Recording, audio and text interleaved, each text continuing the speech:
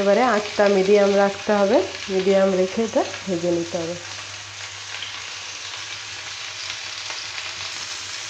এক পাশটা হয়ে গেছে, আমি আরেক পাশটা উল্টে দিচ্ছি।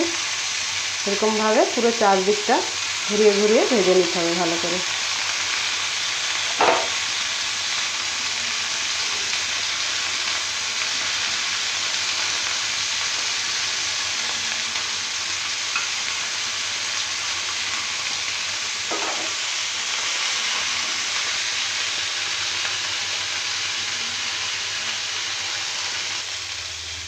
সব ভালো করে ঘুরিয়ে ঘুরিয়ে ভেজে নিয়েছি।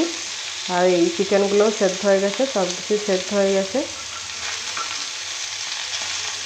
দেখতে কি সুন্দর লাগছে, দেখে যেন মনে হচ্ছে একদম রেস্টুরেন্টেই বানানো হয়েছে। অথচ হাতের কাছে যা আছে